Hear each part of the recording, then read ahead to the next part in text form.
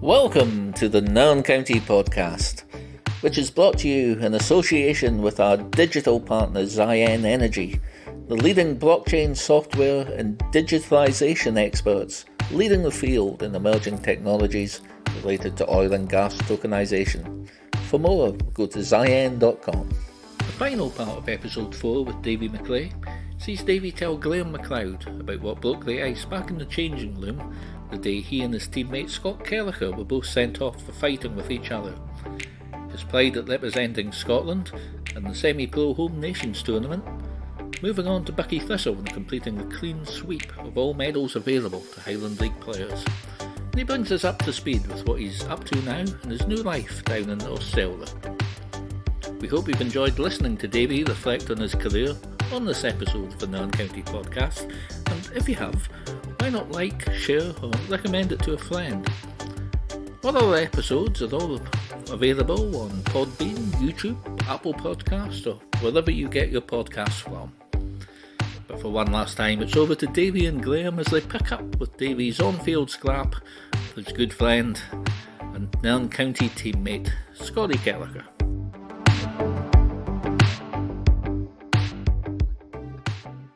So you come back up and it's the start of the following season. We've got quite a daunting match, opening day away to Devonville, who are the reigning champions. We'll go 2-0 down, but we fight back. You score one of the goals. We get back to 2-2 just after half time. And you think, we could maybe go on and get a point here or even win the game. Unfortunately, at the other end, the roof caves in a little bit and we concede 3 goals in about a 10-minute spell.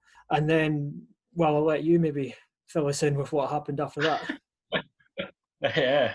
So it's funny, I actually, when I had a chat to you about the podcast and everything else, I went back and listened to Carl Donaldson's one, and he was saying how Kel and I were probably the least 2 guys in the team that would be fighters, and he's not far from the truth, I tell you. Like, I think everyone knows the story. From my point of view, we've just got back into the game.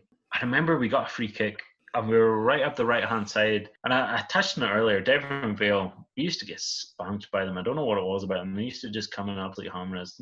Good side, don't get me wrong, but we just used to fall to pieces against them. And I thought, you know what, we've got right back in this game here and we've got a chance. We're playing the champions. It's flag day. They basically disrespected us in the warm-up and everything else. They basically took up half the pitch with photos, and I was like, I was delighted we got back in the game. I was right up for giving them a get this up you sort of thing. And we got a free kick. And I remember Kel's over the free kick on our right-hand side, and I'm pretty sure he was playing sweeper at the time, so I don't know what the hell he was doing up there. But instead of whipping it in the box, where we've got like Brooksy and Bobo and all these boys ready to attack the ball, plays a short one, I think it was to Willie Barron. It's a short pass, gets cut out, way up the park they go and they score. So just before kickoff again, I was like, Kel, put the ball in the box. What the hell are you doing? And I remember him saying, I gave it short. It wasn't me that lost the ball.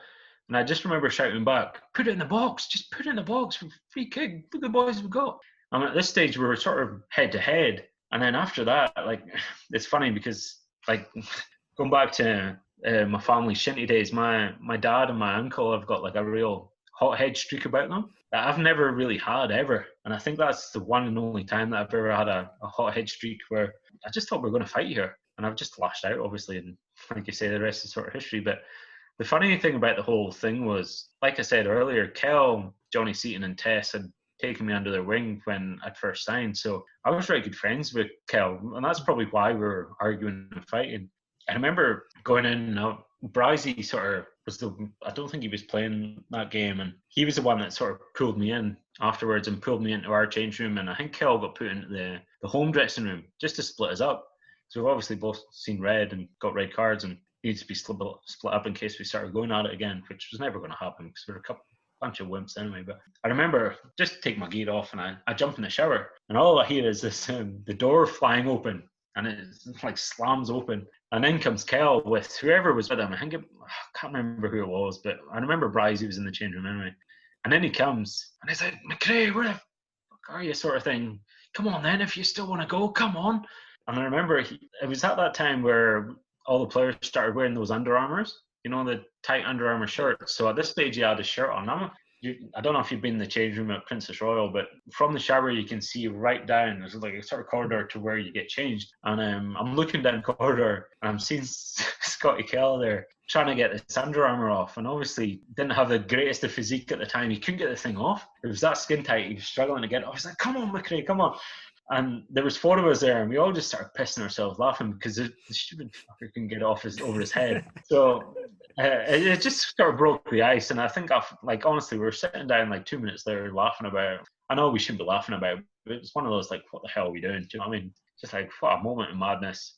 Now we're going to get pumped and probably going to get fined. We're not going to play for weeks. And what the hell do we do now, sort of thing. But the one thing that was sort of like not a shining light, but sort of reassurance to me after the game was Big Charlie had just signed, if you remember. And I remember him being up, Big Charlie loves a beer. And we're on the bus on the way home, and it's another funny story actually. Kel actually was going to a wedding that night. So on the bus on the way home, he was fitted out in a full kilt. And I remember he went into the wedding after the thing, and they'd heard that he was fighting. I think it was on like Sky Sports and all this sort of stuff. 2 idiots fighting on the park. He actually got the big round of applause and a cheer when he walked into the wedding reception that night. He was telling us. So that was another funny bit. But anyway, back to Charlie. He was telling us up at the back of the bus that Elias come up to him and goes, "Oh, I'm really sorry. This isn't what normally happens. This is a disgrace. This shouldn't happen," sort of thing. And Charlie's like, "What are you talking about?"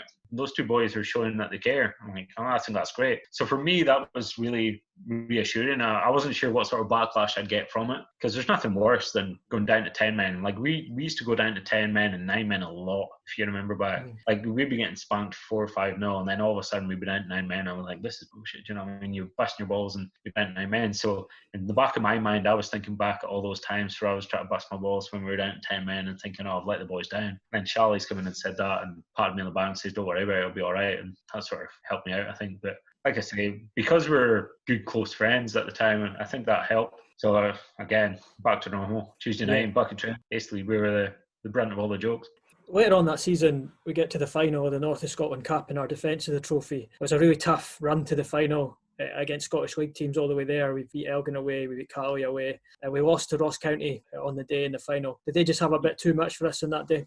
Yeah, if I remember back, it was just fitness, sharpness. Like we were positive going into the game, and I think after having the taste of the win the previous sort of year, or when we beat Forest that time, we kind of had that sense of been there, done that sort of thing. So I think it wasn't that underdog tag, not knowing what to expect. So if I remember, I was quite confident going into the game, but on the day they had some good quality in their team, if I remember right, and just sharpness and fitness, I think, and won the game for them rather than anything else. It was just too much. Like I say, just had more quality and with the better side that day. You made the Scotland semi-pro team that season. Before we talk about the tournament itself, can you tell us how the selection process worked for that? I think I'd been selected for the North Select Trials the year before, and even possibly the year before, if I remember right. But I always felt you had to do better than the Aberdeenshire boys to get anywhere in this. I always felt there was a bias towards them, but then again, they were the teams that were winning. They were the teams that were doing well. So that's maybe comes hand in hand. I always felt you have to go and do well in this trial, otherwise you're not going to get a look in. If I remember right, the trial was at Forest. I thought, well, I'm just going to go out here and try and express myself, do what I do, and try and not make a name for myself, but actually show that I can actually play in this side. And I remember doing well in it, and I think it was, what's his name, Duncan from Fraserburgh. Charlie, yeah, that's one. Charlie was picking the side at the time. And I remember him after the game saying, "Oh, well played," and because I got on really well with Charlie. I didn't really know him. He would always come up and speak to me, even after Fraserburgh games when I was at Nairn. He was always a decent guy and chatted away. And I remember coming up after that game at Forest and said, "Oh, well played, mate. You did really well, and you really tried to go out and show, because I know the actual Scotland selectors know you can play, but feel you don't do enough." And I don't know if that was his way of saying, right, you've done well here, now go down in the next stage and actually get in the squad, or I don't really know how his management style was, but I just remember that conversation and thinking, hey, what the hell are you doing? I thought I did well out there, and I don't know if I've got much more that I can give. So I remember going down to, we played at Easter Road, and it was basically north v south and select again. And I remember again busting my balls in the first half because I was desperate to get in that team. So I remember the season before, Craig McMillan and I think Louis McKinnon had made the side and I hadn't. And I was like, they've made the team and I haven't, so I want to get in this year, sort of thing. And I knew it was going to be up in Dingle as well, so I thought extra to try and actually get in the side. So that trial match at Easter Road again, I felt like I did well in the first half, and I always felt on a good surface that I could play well. I was quite confident in myself on a good surface. It was nice. I remember the season before I went down to Hearts, and I felt confident, but I just didn't feel myself that day. Whereas this Hibs game, Easter Road game against the South boys, I just felt, you know what, I feel good today. I'm going to go out and do well. I remember going into half time and Charlie pulled me aside again and saying, "Oh, like I said to you just after the Forest game, the guys upstairs just don't think you've got enough." And I was like, is this guy in the wind-up, or is he just trying to get the best out of me? Or I don't know if that was just his management style, but I went out and I don't think I played that well the second half because I was probably thinking too much about what he told me. But yeah, I made the side and I was delighted to actually get in that Scotland side because that was quite a big thing for me at the time. Yeah, so the tournament comes round. You mentioned there it used to be, unfortunately it's not on the go anymore, but it used to be it was like a home nations tournament, Scotland, England, Wales, Ireland, and it rotated around the different countries. When you made the squad, it was in Scotland, and not only was it in Scotland, it was local to us. The games were in, I think, Dingwall, and there was a couple maybe in Brora as well. Yeah. What's your memories of the tournament then?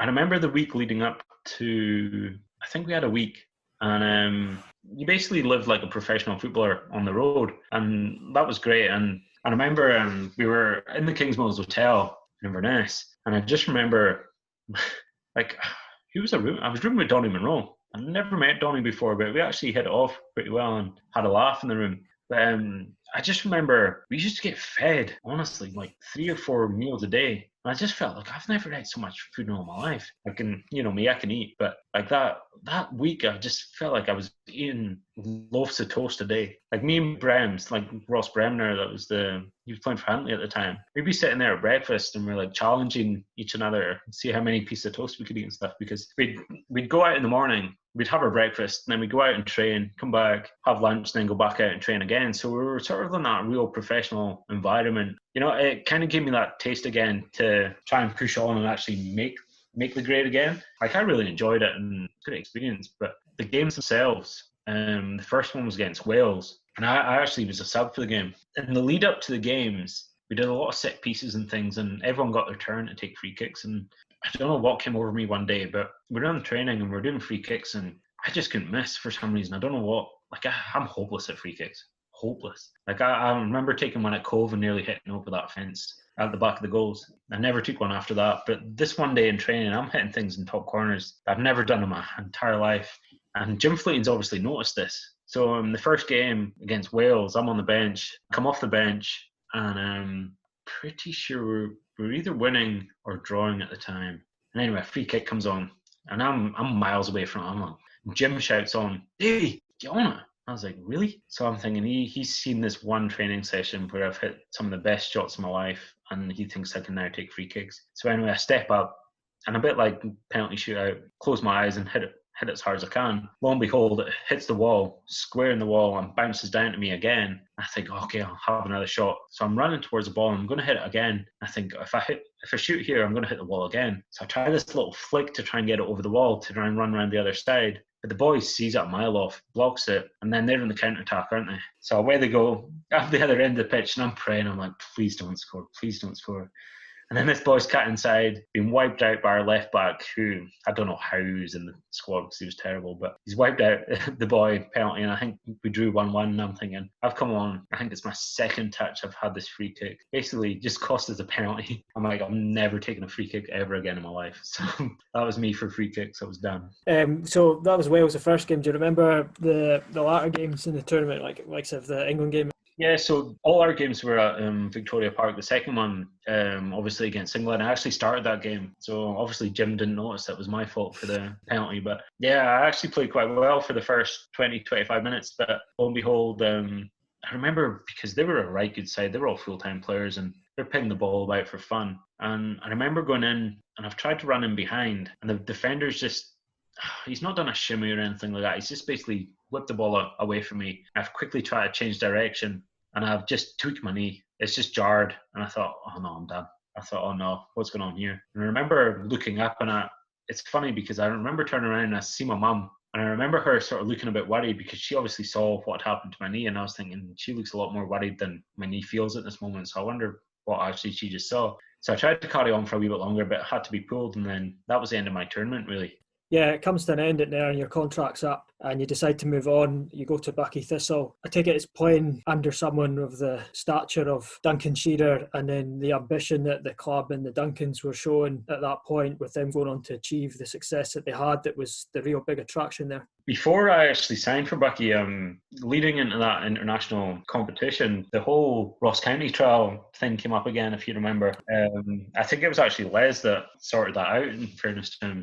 But it was George Adams and Derek Adams at the time, and I think they actually watched the England game and actually saw enough in that game to actually agree to let me come and train. So after that, I was actually meant to be going and training with them. During that time, obviously, I'd strained my ligaments in my knee, so that trial was never going to happen. So I actually spoke to Dunk. Like you say, he was Pelly's number 2 when I first went full-time at Cali, so it was a no-brainer for me. I thought, I know him, I know what he's about. Louis McKinnon's there. I knew Tony Lowe had already signed, and I knew Franny was signing. So for me, it was not getting the gang back together, but it was kind of that feeling. I mentioned earlier, at that stage, all the Aberdeenshire teams were the top teams in the league. They were the ones winning all the silverware. They were the ones top of the table. So in my eyes, the ambition of Buckie was basically, look, we're here to do stuff now. We're here to win leagues. So that attracted me straight away. So going through there, like for me, like one of the main things I loved about Nairn was how we played in an absolute bowling green every week. Going to Buckie, I was thinking, how am I going to adjust to this? This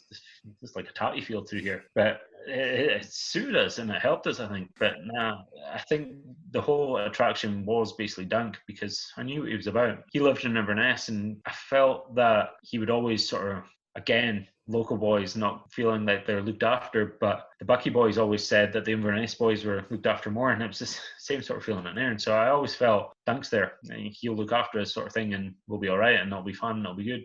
Like you mentioned, though, the main attraction was winning trophies. Money wasn't even a factor. A lot of people say the money a Buckie was thrown about at the time was probably a lot more than any other club, but in a lot of cases possibly was true. But I think we've had this discussion before. I feel like I probably could have got a lot more at Nairn than I would have got at Buckie. So actually, Mark McDonald had a funny story. He phoned me up one time and goes, it was June that summer. He's like, oh, Davey, I've had Peter speaking to me. I saw him in town today, and he's promised me he'll double my wages if you sign for Nairn. I was like, get lost. He will not. He's on the wind-up. And he's like, nah, serious. So just sign so I can double my wages. I was like, get lost. Did you have any other options at all? I think Robbie Williamson was at Elgin by that point. I think, was there not a bit of interest there as well?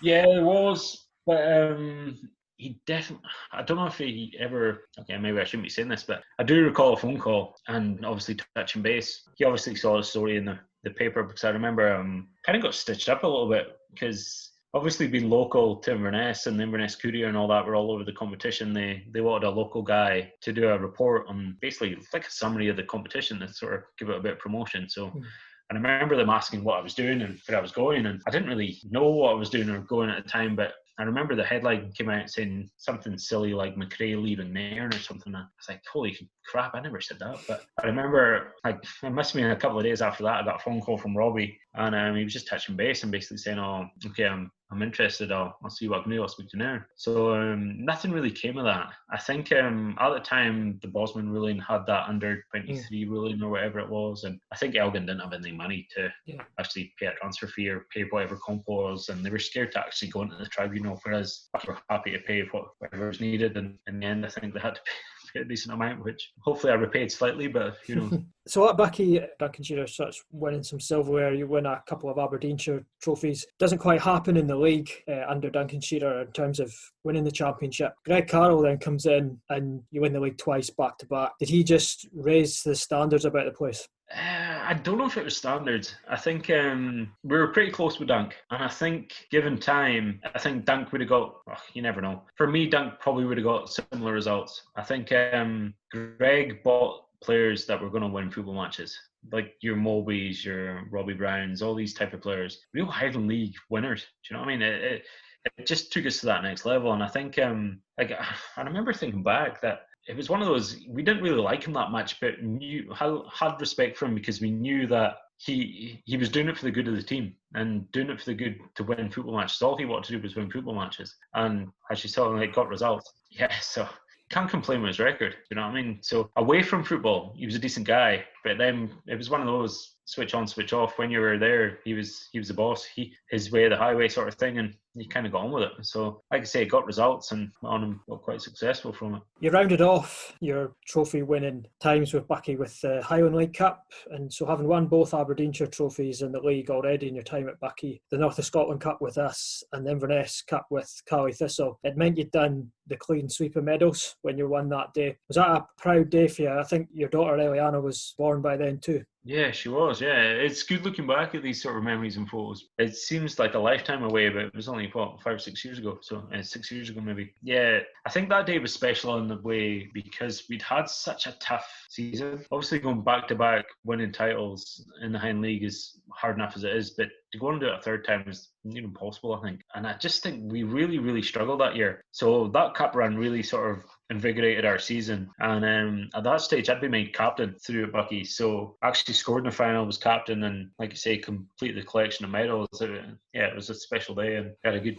night out that night. You then move on to Australia not long after that, and did you get back into playing the game once you settled down over there? Yeah, so my initial idea was Louis McKinnon and Brian Gilfillan, who I'd played with at Cali in my younger days, they'd actually come out to the same area that we live in now and played for the local side here called Sunshine Coast Fire. They're actually a Queensland State League team, so you can imagine the size of Queensland's massive. So a lot of the games you actually have to fly to actually get to the game. So that was new to me. So when I came out here, initially I couldn't sign for them due to visa requirements and stuff. They had a ruling here, which is actually good for the development of the younger players, where they can only have 3 non-residential players. So basically, if you're on a sponsored visa, that doesn't count. You have to actually be an Australian resident. So at that stage, we weren't.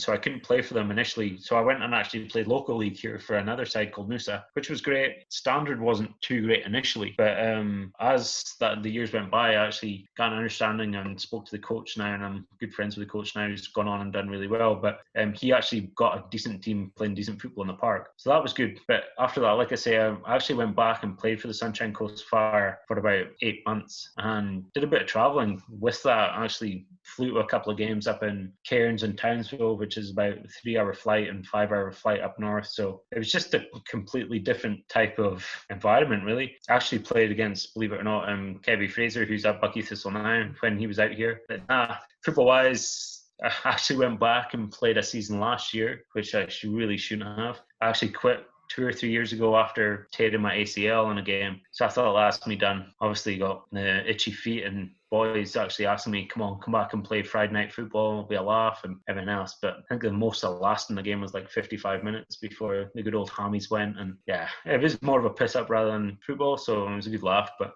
football's well and truly finished now. The body's screaming at me every time I walk up the stairs, let alone put on football boots. So. Yeah, so bring us up to speed then, Davey, with what your football involvement and sport involvement is now. I think the wee man's into his football, and both the kids are keen golfers, so are you the chief caddy around the house?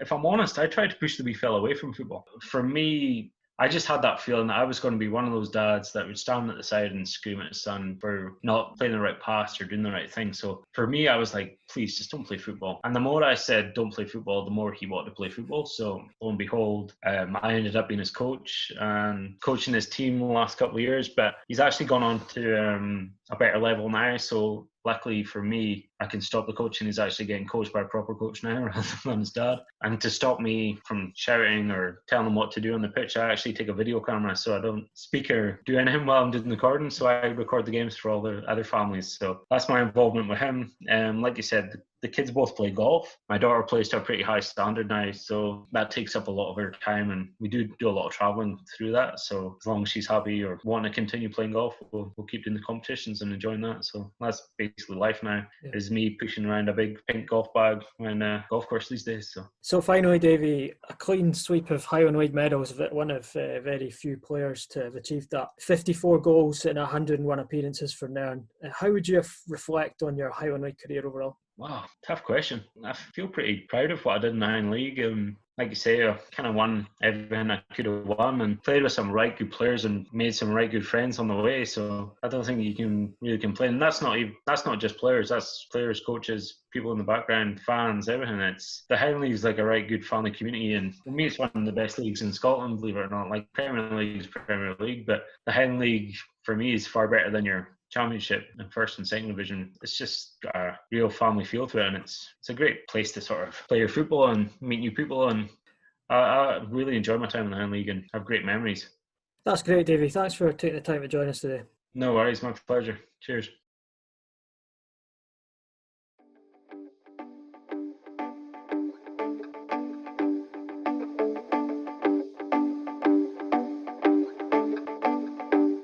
The Nairn County Podcast is brought to you in association with our digital partners, Ziyen Energy.